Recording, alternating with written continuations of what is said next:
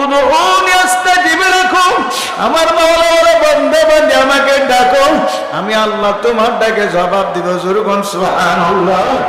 আরে সনাম নামক মূর্তির সামনে দাঁড়াইয়া এক ব্যক্তি 30 বছর পর্যন্ত ইয়া সনাম ইয়া সনাম ইয়া সনাম কে ডাকলো, কোনদিন তো সনাম ডাকে জবাব দেয় নাই। আরে মূর্তি পূজক সানাম সানাম কে ডাকলো, কোনদিন তো ডাকে জবাব দেয় নাই।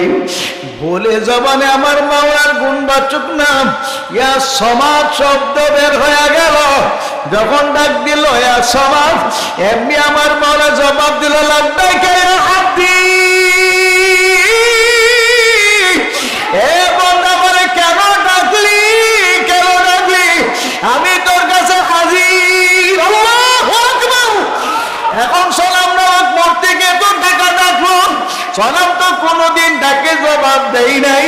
আল্লাহু আল্লাহ, সনাম ডাকে জবাব দেই নাই। সমাজ আমার মাওলার গুণবাচক নাম ডাকে জবাব ডাক দিল। আমার মালিক যখন ডাকে জবাব দিল, ওই মূর্তি বুঝুক একটা চিৎকার দিয়া আমার মাওলার কুদরতে সেজদা ভরিয়া গেল। আল্লাহু আকবার। সেজদা ভরিয়া কান্দে আর বলে, ওরে মালিক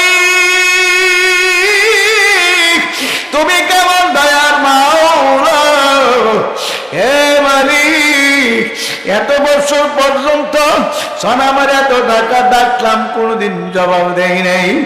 আজকে তোমাকে বলে আমার জবান একটা ডাক আসলো, এ মাওলা তুমি ডাকে জবাব দিছ।